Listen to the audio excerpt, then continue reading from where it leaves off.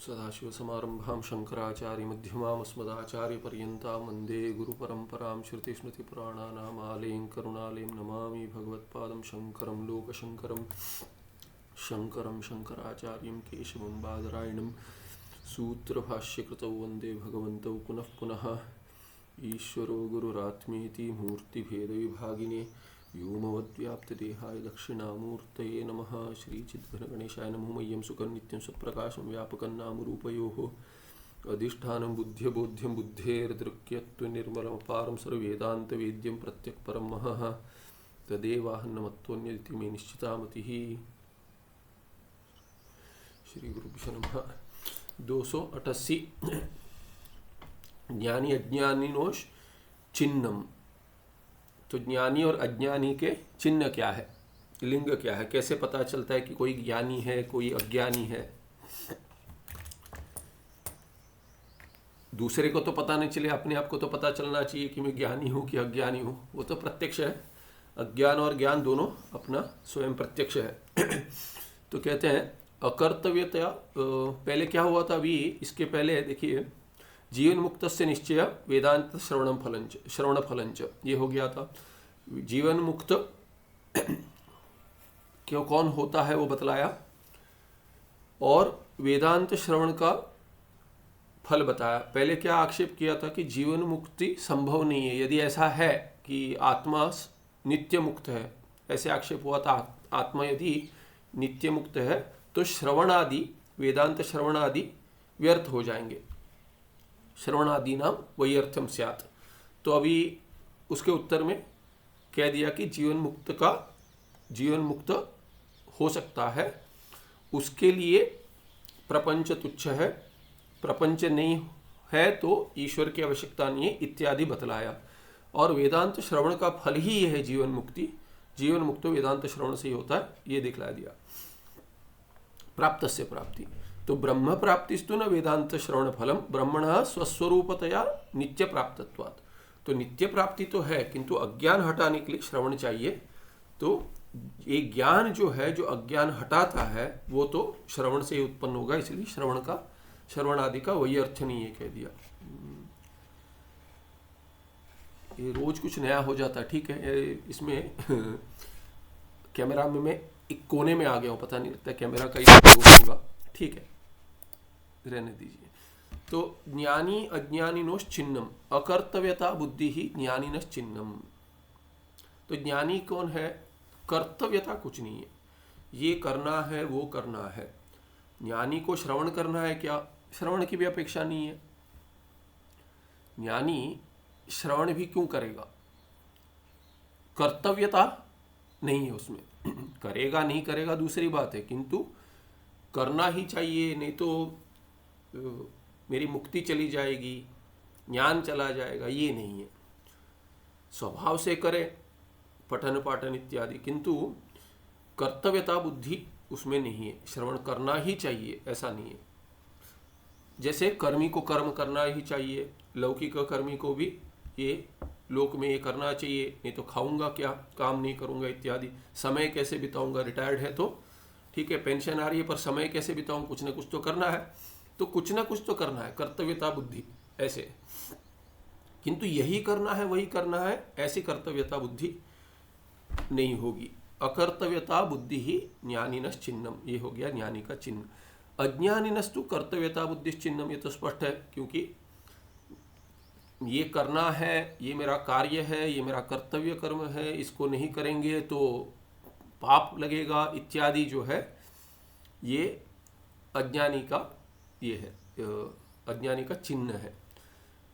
होना चाहिए, ज्ञान जब तक नहीं होता है तब तक धर्म में कर्तव्यता बुद्धि होनी चाहिए। किंतु यहाँ पे जो संसारी है उसमें कर्तव्यता होनी चाहिए कि नहीं होनी चाहिए उसका निर्णय नहीं चल रहा, उसका माने उसका विश्लेषण नहीं चल रहा, किंतु ज्ञानी और अज्ञानी में भेद कर रहे हैं। तो ज्ञानी को कर्तव्यता बुद्धि नहीं होती, किंतु अज्ञानियों में जिनको कर्तव्यता बुद्धि नहीं होती कर्म में धर्म में, वो तो उनका तो पतन होता है। तो अज्ञानी में तो कर्तव्यता बुद्धि धर्म के प्रति होनी चाहिए।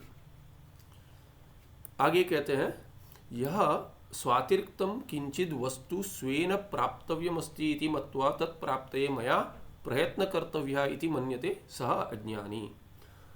तो उसको स्पष्ट कर रहे हैं। ये कर्तव्यता बुद्धि होगी माने क्या? देखिए, कर्तव्यता बुद्धि कब होगी? जब ही मुझसे भिन्न कोई विषय है, वो तो या मुझे चाहिए या मुझे नहीं चाहिए। मुझसे भिन्न यदि कोई विषय है, वही अज्ञानी हो गया, जो जानता है ऐसे, जो मानता है कि मुझसे भिन्न कुछ है। वो व्यक्ति हो या प्रपंच में कोई वस्तु हो, तो ये व्यक्ति या विषय इत्यादि जो भिन्न है मुझसे, उसमें मुझे राग है, मुझे चाहिए, प्राप्त करना है। और हो सकता है कि द्वेष है, मुझे ये व्यक्ति या ये विषय नहीं चाहिए, मुझे कुछ लेना देना नहीं है उससे, कह देते हैं। तो राग वस्तु, जो जिसमें राग है वैसी वस्तु प्राप्त करनी है, और जिसमें द्वेष है उसको हटाना है। ये तभी संभव होगा जब ये अपने से भिन्न कुछ होगा। शरीर ही मुझसे जो भिन्न है, यदि ऐसा कोई शरीर है तो ये शरीर ऐसा होना चाहिए, ऐसा नहीं होना चाहिए इत्यादि कर्तव्यता बुद्धि होगी कि उसके लिए मैं क्या करूं। ऐसा शरीर हो उसके लिए मैं क्या करूं, या ऐसा शरीर ना हो इसके लिए क्या करूं। मन ऐसा हो इसके लिए मैं क्या करूं, ऐसा ना हो इसके लिए क्या करूं, बुद्धि इत्यादि। तो इसीलिए कोशों में और अपने से शरीर से भिन्न जो वस्तु व्यक्ति इत्यादि है, उसमें राग द्वेष तभी संभव है जब भी आत्मा मेरे स्वरूप से भिन्न कुछ है। और जो ये मानता है वो तो अज्ञानी है। इसीलिए कहते हैं यह स्वातिरिक्तम, स्वा माने अपना, स्वस्मात् स्वरूपात् आत्मनः ब्रह्मात्मनः अतिरिक्तम किंचित वस्तु स्वेन प्राप्तव्यम अस्ति इति मत्वा। ऐसे मानकर कि मुझसे भिन्न, स्वरूप से भिन्न कुछ है, उसको प्राप्त करना है। और प्राप्तव्य उपलक्षण है कि इसको हटाना है, वो भी त्याज्यम इति मत्वा तत्प्राप्तये या तत्यागे, उसको पाने के लिए या उसको हटाने के लिए मया प्रयत्न कर्तव्य, कुछ करना चाहिए। क्या करने से हो जाएगा? तो प्लानिंग, स्कीमिंग करेंगे, इसके लिए कुछ तो स्कीम बनाएंगे, क्या करना है। ऐसे सुबह उठते ही चलता है, फिर खाली बैठे तभी चलता है।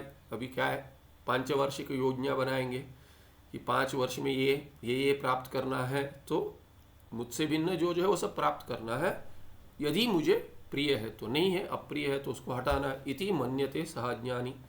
ऐसे जो प्रयत्न करना चाहिए किसी विषय को प्राप्त करने के लिए या हटाने के लिए, वो अज्ञानी है, ऐसे जो मानता है। यह पुनः स्वेन प्राप्तव्यम अन्य नास्ति, अन्यत किमपि नास्ति, कुछ भी नहीं है मुझसे प्राप्त करने योग्य, कुछ नहीं है।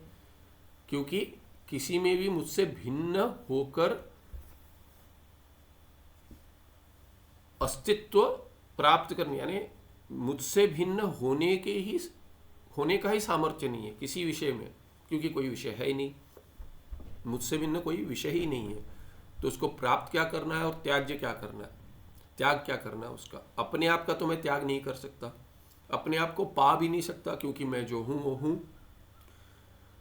तो इसीलिए यह पुनः स्वेन प्राप्तव्यम अन्यत नास्ति किमपि अन्यत मया अन्यत मत्था अन्यत स्वस्मात्। यहाँ पे जो स्व अतिरिक्त दिया है वो वैसे मुझसे अतिरिक्त कुछ अन्यत है ही नहीं, इसीलिए उसको प्राप्त करना, त्याग करना ये कुछ है ही नहीं। इति दृढ़ निश्चयेन स्वरूपांतर प्राप्ति न इच्छति, अपने स्वरूप को भी बदलने का प्रयास नहीं करता। इसलिए संसरण क्या है, पूज्य स्वामी जी कहते हैं लाइफ ऑफ बिकमिंग, ये हूं, इससे भिन्न कुछ बनना है। न इच्छति, वो ज्ञानी है, किंतु शांत संकल्पो न कंचन कामं कामयते स ज्ञानी। इसमें क्या है देखिए, दूसरा कोई आत्मा है, दूसरा कोई मुझसे भिन्न आत्मा भी यदि होगा तो उसमें राग द्वेष संभव है। इसीलिए इसका अर्थ यह है कि मुझसे भिन्न कोई स्वरूप में भी है ही नहीं, न मुझसे भिन्न कोई ब्रह्म है न कोई अब्रह्म है, न आत्मा है न अनात्मा है।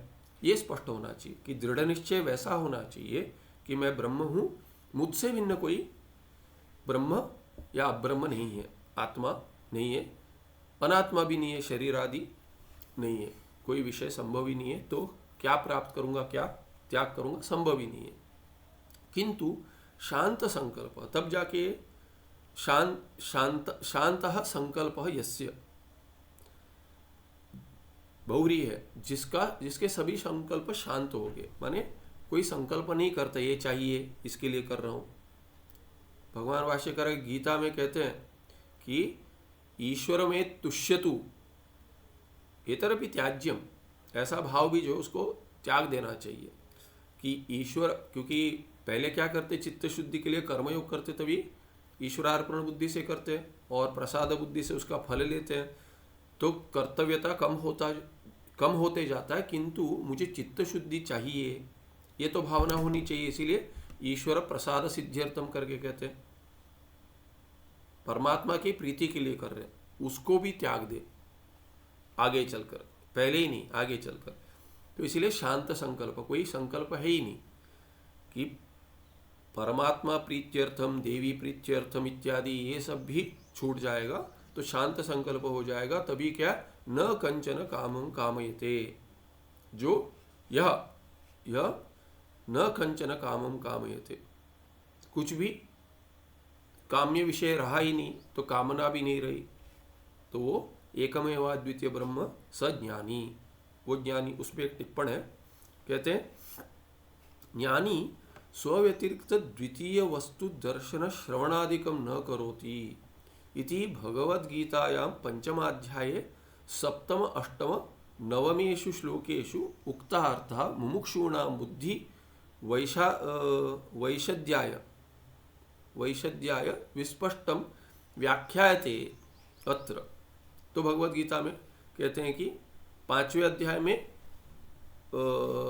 7, 8, 9 श्लोक 7, 8, 9 में क्या कहा गया, ज्ञानी स्वव्यतिरिक्त द्वितीय वस्तु दर्शन श्रवणादिकम न करोति, देखना चाहता है, सुनना चाहता है, मुझसे भिन्न कुछ है वो देखना चाहता हूँ, और मुझसे भिन्न कुछ है वो सुनना चाहता हूँ,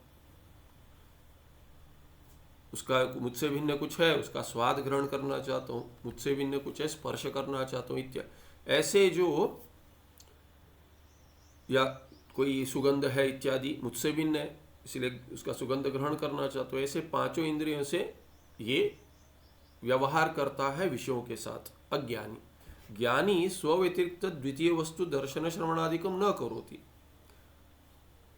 इंद्रियों द्वारा कुछ ग्रहण करना चाहता हूं ऐसे नहीं होता, इसीलिए न करोति, मुझसे भिन्न है करके नहीं करता, होता है किंतु वो मुझसे भिन्न है मानकर ऐसे उसमें प्रयास नहीं करता।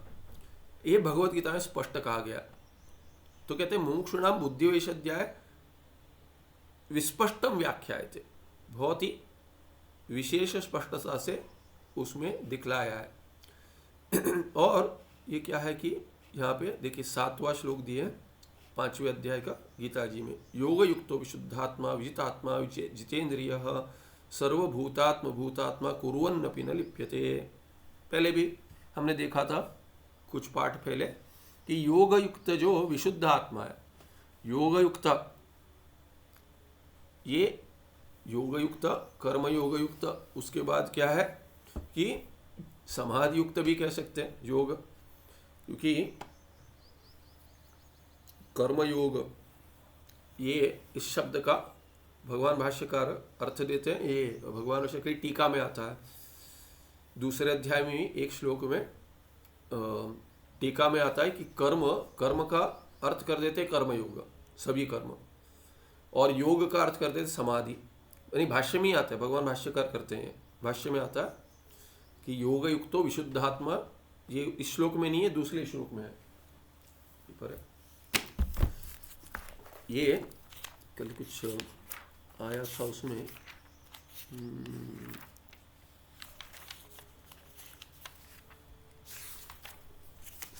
इसी में लगता है 40वें श्लोक में 39 श्लोक में ऐसे कुछ है, कर्मबंधम प्रास्यसी इत्यादि श्लोक है, उसके पहले कहीं कल परसों कुछ देख रहा था तो उसमें दिखा था, स्मरण आ गया, ठीक है होने।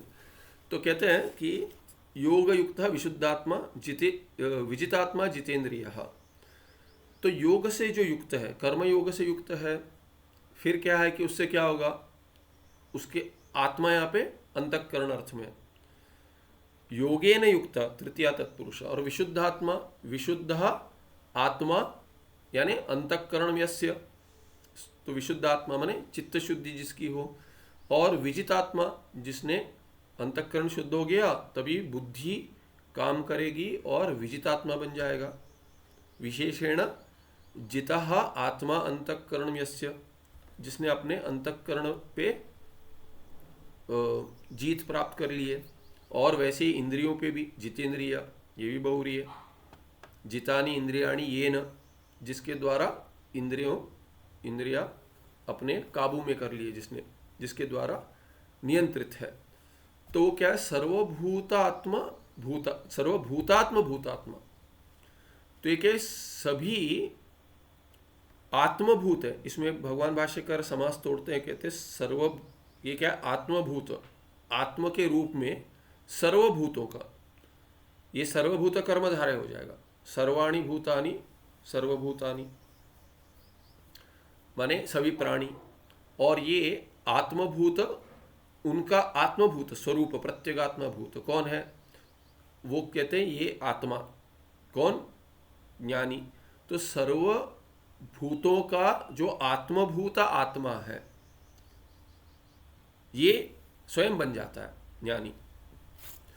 तो कुर्वन्नपि न लिप्यते, सह योगयुक्ता विशुद्धात्मा विजितात्मा जितेंद्रिय भूतात्मा सन, ऐसा होता हुआ सभी प्राणियों का, सभी जीवों का, सभी देवताओं का इत्यादि सभी भूतों का वो अंतरात्मा होता हुआ, उस जिसकी आत्मा सभी भूतों के अंतरात्मा, जिसका स्वरूप सभी जीवों का क्या है, स्वरूप है, उसका स्वरूप ही सबका स्वरूप है। तब क्या होगा, सह कुर्वन्नपि न लिप्यते, वो कर्म करता हुआ भी उससे लिप्त नहीं होता। अस्य अयम अर्थ, तो क्या कहते हैं, क्या अर्थ है यहाँ पे, कुछ समास भी तोड़कर बतलाएंगे। योग युक्त, इसका अर्थ क्या रहते हैं, निष्काम कर्मयोगेन वा ब्रह्मनिष्ठा रूप संन्यास योगेन वा, तो कहते हैं या तो कर्मयोग से या संन्यास ले लिया ब्रह्मनिष्ठा, ऐसा होता हो, दोनों अर्थ, समाधि अर्थ ही हो गया। वायुक्त तृतीया तत्पुरुष, ऐसा जो है, अतएव विशुद्ध आत्मा, इसीलिए क्या है कि विशुद्ध हो गया। विशुद्ध माने क्या, राग द्वेषादि रहिता आत्मा, यानी मन या अंतःकरण यस्य सह, जिसके आत्मा माने जिसका मन विशुद्ध हो, माने राग द्वेषादि रहित हो, वो हो गया विशुद्ध आत्मा। अतएव विजितात्मा, इसीलिए क्या है, विजितः विषयेषु तुच्छत्व बुद्ध्या अभाव रूपताम आपादितः। तो विजिता माने क्या, विषयों में तुच्छत्व बुद्धि, माने विषय है ही नहीं, मुझसे भिन्न कोई विषय है ही नहीं, ऐसे बुद्धि से, माने ऐसे इससे ज्ञान से अभाव रूपताम आपादितः, तो विषयों में अभाव उसने क्या कर दिया, अभाव दृष्टि आ गई उसमें, विषय है ही नहीं, तुच्छत्व बुद्धि से उसमें वैसी दृष्टि आ गई कि है ही नहीं, अभाव रूपताम आपादितः, उसने प्राप्त करा दिया विषयों को, अभाव रूप प्राप्त करा दिया। कैसे? तुच्छत्व बुद्धि से। तब आत्मा, ये विजितः आत्मा, तो ये विजितात्मा है, तो उसमें आत्मा का अर्थ क्या है, क्या है, बाध्यो वासना रूप स्वभाव यस्य, बाध्य होना चाहिए, बाध्य वासना रूप स्वभाव यस्य सह, तो वासना बाधित हो गई, वासना बाधित हो गई, फलित नहीं, माने भर्जित बीजवत, जैसे कि बीज जला दीजिए तो कार्य नहीं करेगा, भोग कर सकते हो पर वो ये नहीं करेगा, अंकुर आदि नहीं जन्य करे, माने उत्पन्न नहीं करेगा, तो वैसे वासना को जला दिया, तब क्या होगा, ये विजितात्मा हो गया। फिर अतएव जितेंद्रिय, तो ये फलित नहीं होंगे, माने अंकुराद नहीं होंगे, तो इसलिए क्या, इंद्रियों पे भी नियंत्रण, कामना नहीं उत्पन्न होगी, वासनाओं का कार्य क्या होगा, कामना उत्पन्न होगी मन में, ये चाहिए वो चाहिए, राग द्वेष, ये नहीं होगा, इसीलिए जितेंद्रिय, इंद्रिया विषयों की ओर जाएंगी नहीं, माने जितानी विषय ग्रहणाद विमुखी कृतानी, तो जीत लिए इंद्रियों को, माने उनको इंद्रियों को विमुख कर दिया, अपने विषयों से विमुख कर दिया, माने भीतर की ओर कर दिया, आत्मा की ओर, अपनी ओर कर दिया स्वरूप से। इंद्रियाणी द्विविधानी इंद्रियाणी ये न स, तो ये इंद्रिय जितानी द्विविधानी इंद्रियाणी, दोनों कर्मेंद्रिय और ज्ञानेन्द्रिय। केवल ज्ञानेन्द्रिय, कर्मेंद्रिय कर्म भी नहीं करेगा, इंद्रिय विषयों में जुड़कर कर्म नहीं करेंगी, और ज्ञानेन्द्रिया विषयों में जुड़कर ज्ञान उत्पन्न नहीं करेंगी, कि विषयों का ज्ञान नहीं होगा। अतएव सर्वभूतात्म भूतात्मा, इसीलिए क्या सर्वभूतानाम, सभी भूतों का, कौन से भूत कहते हैं, ब्रह्मादि स्तंभांत निखिल प्राणी नाम, सभी जीव, और आत्मभूत माने स्वरूप भूत, उनका स्वरूप, आत्मा माने प्रत्येक रूप आत्मा, यस्य स, प्रत्येक आत्मा माने प्रत्येक रूप आत्मा, तो यस्य स बहुरी कर दिया। तो क्या अर्थ हो गया, जैसे देखा था हमने कि श्लोक देखते समय कि सभी प्राणियों का, सभी जीवों का जो ये स्वरूप भूत जिसकी प्रत्येक आत्मा है, वो सर्वभूतात्म भूतात्मा हो गया। एवं सर्वात्म भावम प्राप्त है यह ब्रह्मविद, तो ऐसे सर्वात्म भाव प्राप्त कर लिया, सर्वात्म भाव है, वैसा जो ब्रह्मविद है, ब्रह्मवेत्ती इति ब्रह्मविद, जो ब्रह्म को जानता है, अपने स्वरूप अपने स्वरूप को ब्रह्म, या ब्रह्म को अपना स्वरूप, एकमेव अद्वितीय ब्रह्म मानता है ब्रह्मात्मा, स कुर्वन्नपि न लिप्यते, कहते कुर्वन्नपि माने प्रारब्ध आक्षिप्त शरीर यात्रा निर्वाहक कर्माणि। कुर्वन्नपि माने कैसे करो, ये करना है वो करना है, ऐसे नहीं चलो आज यहाँ करते ये करते नहीं, प्रारब्ध से जो प्राप्त होता है, प्रारब्ध खुलते जाता है, माने समझ में आता है प्रारब्ध में है या नहीं है, ये प्रयास नहीं करना है, आ गया तो ठीक है, नहीं आ गया ठीक है। तो प्रारब्ध आक्षिप्त, प्रारब्ध से देखिए ये तो सबको पता है कि पुरुषकार और प्रारब्ध में, कर्म में क्या भेद है, फ्री विल और फेट में। तो जो सर्कमस्टेंशियली जो आता है, जो जैसे हम अपने आप को पाते हैं, जिस अवस्था में पाते हैं, किस देश में, किस काल में, किन लोगों के साथ, कैसे संदर्भ में, जिस पे हमारा कोई नियंत्रण नहीं है, वो सब क्या है कि प्रारब्ध कर्म प्राप्त है। उसमें जो मैं करूँगा, उसके बाद हम जो करेंगे, विचार करेंगे, विचारपूर्वक कुछ कार्य करेंगे, वो तो पुरुषकार है, फ्री विल है। ज्ञानी का क्या हो जाता है, प्रारब्ध आक्षिप्त जो है, शरीर भी है और शरीर की यात्रा जो है कि ये शरीर किस संदर्भ में क्या करेगा, अपने आप को जहाँ पाएगा, तभी वो क्या है कि उससे शरीर यात्रा क्या है कि शरीर जीवित रहने के लिए क्या करना पड़ेगा, शरीर यात्रा हो गई। शरीर अपने आप को जैसे पाएगा, और भिक्षाटन इत्यादि सन्यासी के लिए भिक्षाटन, क्योंकि शरीर शांत नहीं हो जाना चाहिए, प्रारब्ध में है तो शांत हो जाएगा, तभी समाप्त हो गया, तो प्रारब्ध में हमने प्रारब्ध समाप्त हो गया था, जब तक समाप्त नहीं होता तब तक शरीर यात्रा करे। शरीर यात्रा करे माने भिक्षाटन आदि कर कर शरीर का पालन करे, कैसे, जीवित रखने के लिए। क्षुध पिपासा जो है, भूख और प्यास जो है, यही रोग है। उससे आगे और कुछ रोग होते तो वो भी, उसका भी माने उसके लिए औषध इत्यादि करे, क्यों, शरीर यात्रा के लिए। और शरीर यात्रा निर्वाहक कर्म जो है, कर्म जो शरीर यात्रा आगे बढ़ाती है, शरीर को जब तक प्रारब्ध है तब तक आगे बढ़ाती है, उतना ही कर्म करे, उससे अधिक नहीं। तो तब क्या होगा, ये प्रारब्ध आक्षिप्त शरीर यात्रा निर्वाहक कर्म करता हुआ कुर्वन्नपि न लिप्यते, सोचकर ये चाहिए वो चाहिए, वासनाओं को लेकर करेगा तो तब तो लेप होगा पुण्य पाप का, किंतु इतने ही कर्म करेगा, प्रारब्ध आक्षिप्त कर्म करेगा तो लेपन नहीं होगा। पुण्य पाप मिश्रात्मकानी, पुण्य पाप और मिश्र, पुण्य पाप या तो उससे केवल पुण्य, केवल पाप, या मिश्रित, ऐसे विधि पूर्वकम अविधि पूर्वकम व अनुतिष्ठन्नपि न लिप्यते। तो कैसे विधि पूर्वक, कि कैसे करना चाहिए, कि प्रारब्धाक्षिप्त शरीर यात्रा कैसे करनी चाहिए, उसके लिए निर्वाह कर्म कैसे, उसके लिए कैसे विधि है। जैसे विधि पूर्वक भिक्षाटन लीजिए, क्योंकि यहाँ पे ज्ञानी के लिए कह रहे हैं। यदि ज्ञानी कर रहा है तो क्या है कि ज्ञानी जाकर क्या करता है कि भिक्षाटन, सन्यासी भिक्षा करता है तो क्या है कि ब्रह्मचारी तो जाके कह देगा, ब्रह्मचारी ही ज्ञानी है समझ लीजिए, वो जाके वो कह सकता है कि भवती भिक्षांदी, कि जो गृहलक्ष्मी है माता जी उनसे कि भिक्षा दीजिए करके मांग सकते, भिक्षा में अधिकार है। सन्यासी को तो मांगना भी नहीं चाहिए, वो जाकर केवल नारायण कहेगा 5 घरों में जाकर कहेगा नारायण, 1-2 3 बार कहेगा, मिला ठीक है, नहीं मिला तो उस दिन उपवास।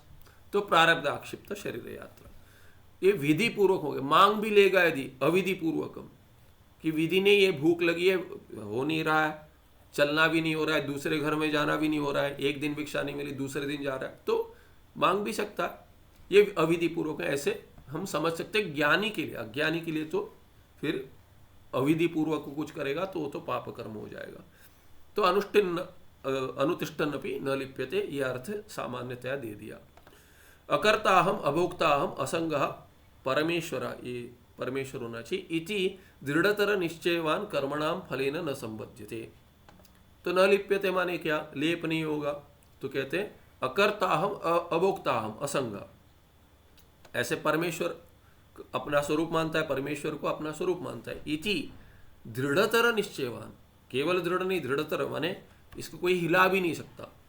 कहीं गीता जी में आता है गुरुणा अपि न विचाल्यते, तो गुरुणा अपि वहां पे अर्थ है कि कोई शोक ऐसा भारी शोक आ गया तो भी उससे भी वो ज्ञानी को हिला नहीं सकता ऐसा भारी शोक। पर गुरुणा माने वहां पे कहते गुरु, यदि अर्थ नहीं है पर हास्य के लिए या विनय में आचार्य ऐसा पढ़ा देते, कोई पढ़ाने वाले, कि गुरुणा माने वो गुरु भी हिला नहीं सकेगा आपका, आपके गुरु भी आचार्य भी हिला नहीं सकेंगे, वैसा ज्ञान होना चाहिए। क्या कर थोड़ा आपको मोहित करने का प्रयास करेंगे, कंफ्यूज करेंगे, तो तभी भी आप नहीं होगे, क्योंकि दृढ़तर निश्चय होगा। ऐसे निश्चय वाला कर्मणाम फलेन न संबध्यते, कर्म के फल से वो लिप्त नहीं होता, माने उससे संबंध नहीं होता।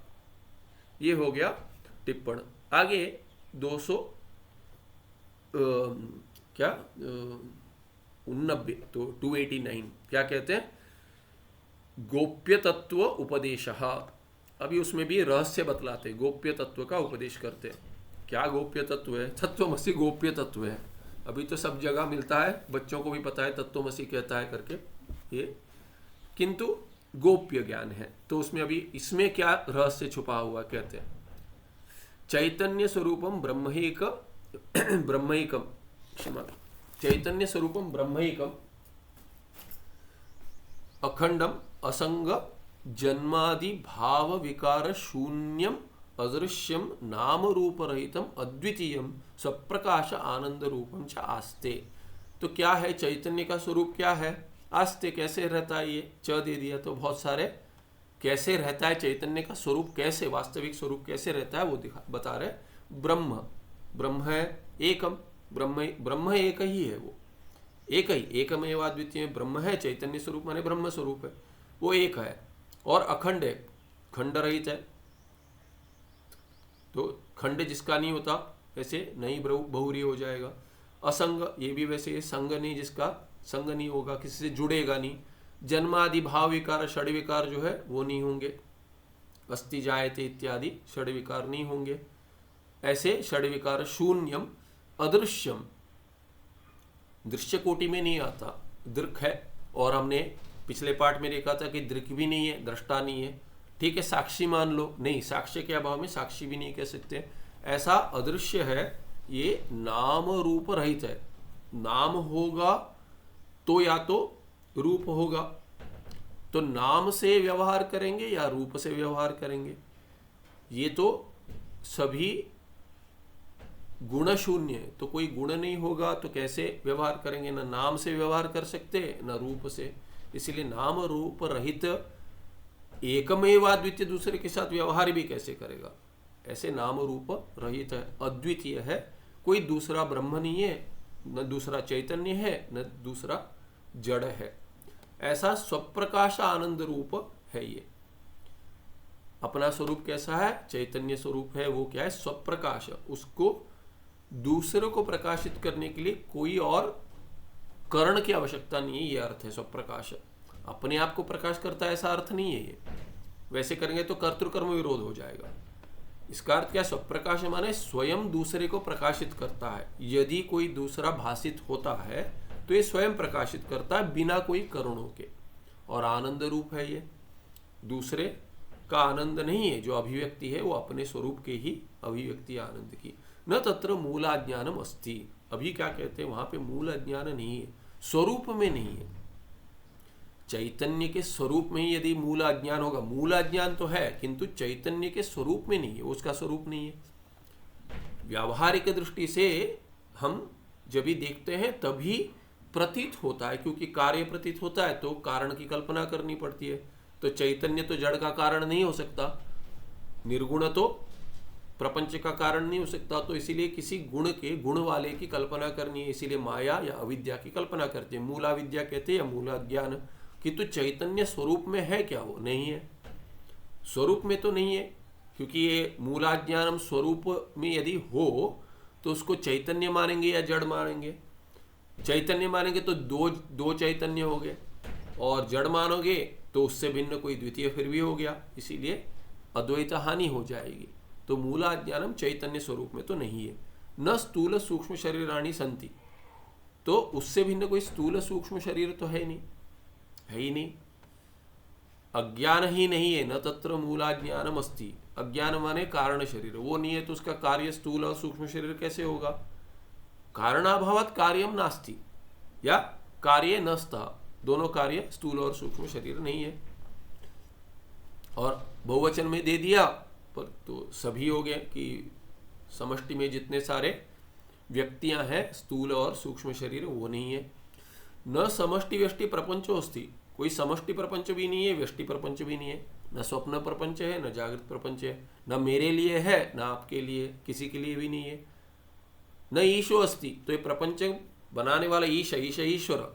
ईश्वर क्यों होगा, ईश्वर का तो लक्षण क्या है, तटस्थ लक्षण है। वो जन्माद्यस्य यथा कहते हैं ब्रह्मसूत्र में, जन्म आदि जिसके द्वारा होते, माने जिससे जन्म हुआ है, इसके द्वारा उसका संरक्षण पोषण होता है, पालन पोषण स्थिति, और जिसमें उसका लय होता है।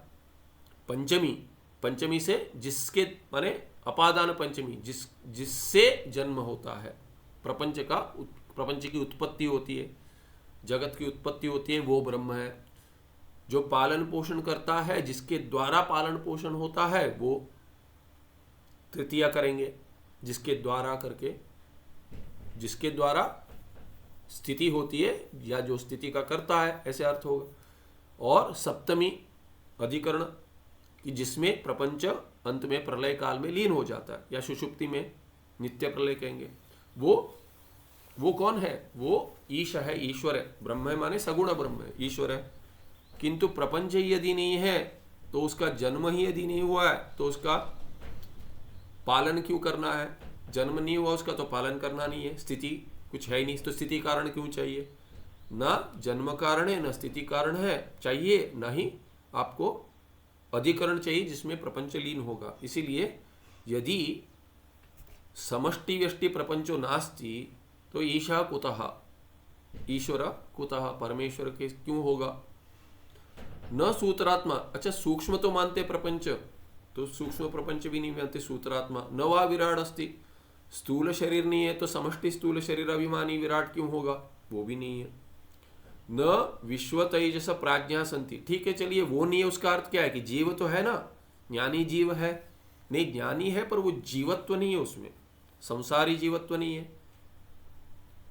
एक है पर मैं एक हूं, मुझसे भिन्न और है ऐसा नहीं है, तो इसीलिए वो जीव होगा, क्या नहीं होगा। परमेश्वर नहीं है तो उससे भिन्न न परमेश्वर है, न प्रपंच है, न दूसरा जीव है। तो इसीलिए विश्व तेजस प्राज्ञा, जो जागृत अभिमानी उसको विश्व कहेंगे, और जो माने व्यष्टि जो है वो आत्मा प्रत्यगात्मा, यदि जागृत अभिमानी है तो उसको विश्व कहेंगे, यदि स्वप्न अभिमानी है तो तेजस कहेंगे, सुषुप्ति अभिमानी को प्राज्ञ कहेंगे। वो तो उसके लिए कोई अवस्था ही नहीं है, तो विश्व तेजस प्राज्ञ तो नहीं है। वो भी नहीं है। न च भोगो वा योगो वा बंधो वा मोक्षो वा अस्ति। तो कुछ ये भोगता कैसे होगा? प्रपंच नहीं है तो क्या भोग करेगा? तो भोग संभव नहीं है। अच्छा, योग संभव है क्या? प्रपंच नहीं है तो किसके साथ जुड़ेगा? कर्म कैसे करेगा? कर्म योग भी कैसे करेगा? समाधि लगानी है तो समाधि लगाने के लिए भी अंतःकरण चाहिए, उससे फिर अंतःकरण से प्रयास करेगा। अष्टांग योग के लिए शरीर भी चाहिए, प्राणमय कोश भी चाहिए, प्राणायाम करेगा, कोई अंग करना है अष्टांग योग में, तो वो सब संभव नहीं। तो योग के सभी अर्थ में कोई भी अर्थ लेंगे तो भी कोई भी अर्थ नहीं है, योग भी नहीं है। बंध होगा क्या? नहीं, कोई कोश ही नहीं है, तादात्म्य कहाँ होगा? राग द्वेष किस में होगा? कोई विषय नहीं है, न वासना है, इसीलिए बंध संभव नहीं है। बंध नहीं है तो मोक्ष की अपेक्षा क्यों होगी? मोक्षो वा नास्ति, कोई नहीं, न मोक्ष है न बंध है। मोक्ष क्यों नहीं है? क्योंकि बंध नहीं है। तो योग क्यों करेगा? चित्त शुद्धि के लिए नहीं। भोग करता था, कर्म माने कामी होकर भोग के लिए काम्य कर्म करेगा, ऐसा भी संभव नहीं है। चित्त शुद्धि के लिए कर्म करेगा नित्य, योग संभव नहीं है, क्योंकि चित्त शुद्धि अपेक्षित नहीं है, चित्त ही नहीं है, क्योंकि संसारी नहीं हूँ मैं, तो इसीलिए बंध नहीं है। बंध नहीं है तो मोक्ष की अपेक्षा नहीं है। न किंचिदपि द्वैतम तत्र विद्यते। अच्छा, कुछ थोड़ा तो द्वैत होगा ना? नहीं, कुछ भी नहीं है। किंचिदपि नास्ति द्वैतम अथापि तस्मिन् ब्रह्मणि सर्वम अप्यस्ति। अभी इतना कह दिया, फिर कहते हैं फिर भी ऐसे होते हुए भी कि प्रपंच ही नहीं है, किंतु तस्मिन् ब्रह्मणि सर्वम अपि अस्ति, सभी है। कैसे सभी है? अब तक तो कुछ नहीं है, कुछ नहीं कह दिया, अभी कहते अथापि तस्मिन् ब्रह्मणि सर्वमप्यस्ति। सभी है माने क्या? तो कहते तथा ही जागृत काले सकलमिदं दृश्यम जगत तस्मिन् ब्रह्मणि बुद्धि परिकल्पितम विलसति। बुद्धि कहाँ से आ गई? तो कहते प्रपंच दृष्टि से देखेंगे तब सर्वम होगा। प्रपंच दृष्टि में देखेंगे तो अज्ञान है, अज्ञान कल्पित है, श्रुति द्वारा कल्पित है, माया शक्ति के रूप में ईश्वर की। तब जो ईश्वर बन गया तो उसने प्रपंच बना दिया, या व्यष्टि में भी बुद्धि की कल्पना, बुद्धि कार्य के रूप में सूक्ष्म शरीर बन गया। तो इसीलिए बुद्धि परिकल्पित, बुद्धि को ये भी ले, माया ले सकते हैं, माया का कार्य भी माया ही कहलाएगा। तो ईश्वर कैसे बनते हैं? माया से जुड़कर। तो तभी बुद्धि माया परिकल्पितम तस्मिन्नेव ब्रह्मणि क्या दृश्यम जगत सकलम सर्वम। कभी जागृत काले, जागृत काले विलसति, उसका विलास होता है, विकास होता है, वस्तुतः नहीं होता है। प्रपंच की दृष्टि से होगा, क्योंकि है ही नहीं उसमें। चैतन्य की दृष्टि से कोई दृष्टि ही संभव नहीं है। दृष्टि के लिए भी कुछ चाहिए, दृष्टि के लिए भी करण चाहिए, वो संभव नहीं है। न करण है न कुछ है। स्वप्न काल में क्या होता है? स्वप्न काले च भोग भोग्यादि नाम अभावे अपि विचित्रो नानाविध प्रपंच बुद्धि परिकल्पित प्रतीयते। तो कहते हैं स्वप्न काल में भी ऐसे ही है, भोग भोग्यादि नाम अभावे अपि, न भोग संभव है, माने स्वप्न दृष्टा के लिए स्वप्न दृष्टा ही बनना संभव नहीं है, क्योंकि वो एकमेव अद्वितीय ब्रह्म है। तो उसके लिए भोग क्रिया कैसे होगी? और भोग्य के लिए भोग क्रिया हो रही है, भोग्य पदार्थ स्वप्न में संभव कैसे? अभाव भी है ही नहीं। नहीं हो तो भी विचित्र नानाविध प्रपंच बुद्धि परिकल्पित प्रतीयते, फिर भी प्रतीति होती है, उसकी अनुभव होता है स्वप्न में। कैसे? नानाविध, बहुविध, बहु प्रकार का ज्ञान होता है, वैसे ही बहु प्रकार के विषय ज्ञान होता है, और वैसे ही उसमें क्रिया अनुभव होता है स्वप्न में। इसीलिए स्वप्न प्रपंच बुद्धि परिकल्पित, बुद्धि द्वारा परिता, संपूर्ण बुद्धि के द्वारा ही कल्पित है, प्रतीयते। सुषुप्ति काल में क्या होता है? तो फिर सुषुप्ति काले तो सा बुद्धि प्रविलीना भवति, वो प्रकर्षेण विलीना भवति, विशेष रूप से लीन होते। कैसा विशेष रूप है? कि जागृत अवस्था फिर आएगी, स्वप्न अवस्था फिर आएगी, यही विशेष है। संपूर्ण लीन नहीं हो जाती, बीज रूप में चली जाती है, इसीलिए प्रविलीना भवति। तदा सकल दृश्य द्वैत प्रपंच रहितम अद्वैतम चिन्मात्रम ब्रह्म प्रकाशते। चैतन्य आनंद रूप की अभिव्यक्ति होती है, किंतु चैतन्य ढका है, किंतु अनुभव तो हो रहा है। इसीलिए स्मरण होता है जागृत अवस्था में कि मुझे कुछ नहीं पता था, और आनंद का स्मरण करते कि सुख था। सकल दृश्य द्वैत प्रपंच माने जागृत और स्वप्न का पूरा जो प्रपंच है, विषय और उसके कर्ता सहित, अभिमानी सहित क्या है, रहितम अद्वैतम चिन्मात्रम, सुषुप्ति में होता है केवल चिन्ह, चिदेव चिन्मात्रम, चिन्मात्र में चिदेव केवल चैतन्य ब्रह्म ही है, वो प्रकाशते, उसका प्रकाश होते रहता है अपने स्वरूप का। बुद्धि परिकल्पितम सर्वम मनोरथ मात्रम मिथ्या एव, तो ये बुद्धि द्वारा जो परिकल्पित है, बुद्धि के साथ, बुद्धि भी कल्पित ही है क्योंकि अज्ञान उसका कारण कल्पित है, हमारे द्वारा कल्पित नहीं है, किंतु कल्पित है शास्त्र दृष्टि से देखेंगे तो व्यावहारिक जो प्रपंच अनुभूत है उसकी सृष्टि कैसे हुई, उसका पालन कैसे हो रहा है, वो अनुभव क्यों हो रहा है इत्यादि प्रश्नों के उत्तर के लिए शास्त्र एक कुछ कल्पना करती है और कहती है कि माया द्वारा, तो बुद्धि कहेंगे ईश्वर की बुद्धि थी, परिकल्पितम सर्व मनोरथ मात्रम। जैसे डे ड्रीमिंग चलता है, बात कर रहे हैं, बहुत बार हो गए, सुन लिया, आगे बढ़िए स्वामी जी, चल रहा है, कितने दिन से चल रहा है, समाप्त ही नहीं हो रहा है, तो थोड़ा जल्दी बढ़ते, ऐसे करते तो मनोरथ होता है, कहीं और मन भटकता है, वही बार बार वही कह रहे हैं। मुझे होता था ऐसा नहीं कि आपको ही हो रहा होगा, मुझे भी होता था कि ये मनोरथ चलता है, ये मिथ्या है, वो तो कहते हैं सब मिथ्या है। निश्चलम कूटस्थम ब्रह्म एव ताम बुद्धिम प्रकाशयति, तो कहते हैं कि ये ब्रह्म एव ताम बुद्धिम ब्रह्म करता है, इसमें ब्रह्म ही बुद्धि को प्रकाशित करता है।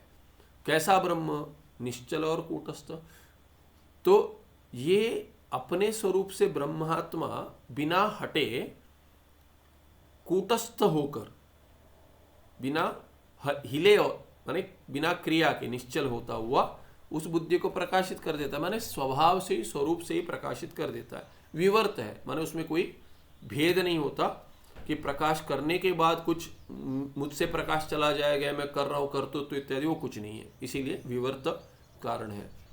पन्ना पलटते किंतु एक टिप्पणी देख लेते हैं। निश्चलम कूटस्थम, ये कूरस्थम नहीं कूटस्थम ट होना चाहिए, निश्चलम कूटस्थम ब्रह्म बुद्धिम प्रकाशयति इति वेदांत सिद्धांत, कि विवर्त कारण है ब्रह्म अपने स्वभाव से ही प्रकाशित कर देता है।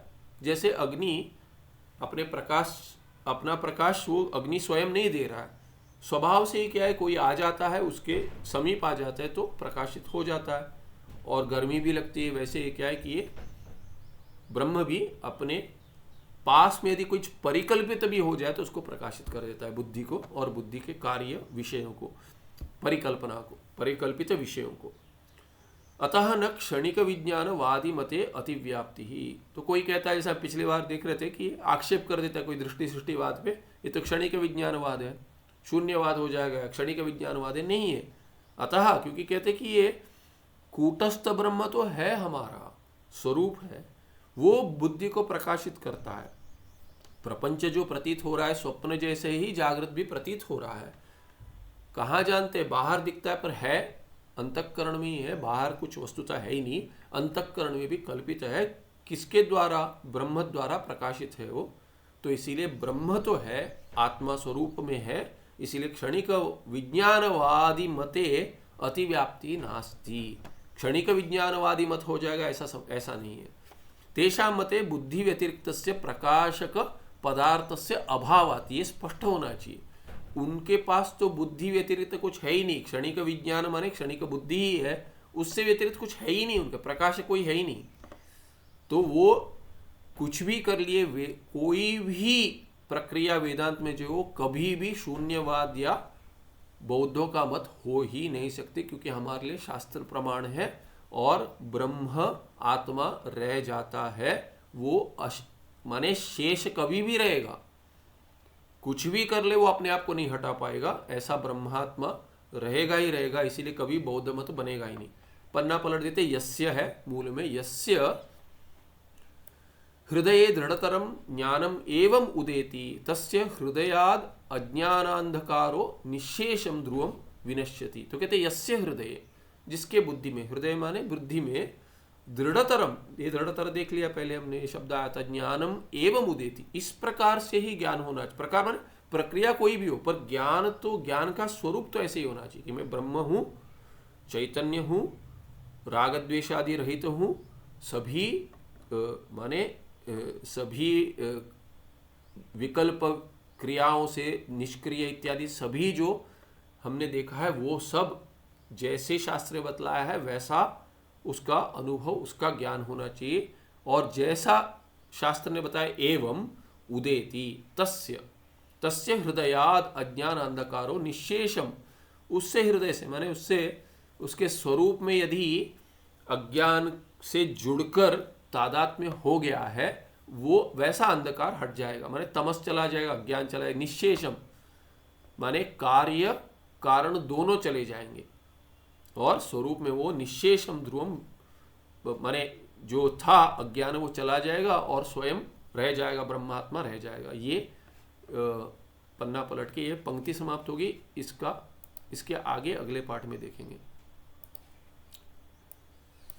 सुखम नित्यम स्वप्रकाशम व्यापकं नाम रूपे अधिष्ठानं बुद्ध्य बोध्यं बुद्धेर्तृक्यत्तु निर्मल पारम सर्वेदांत वेद्यं प्रत्यक् परम तदेवान्नवत्तो नेति मे निश्चितामतिः। नमस्ते, धन्यवाद।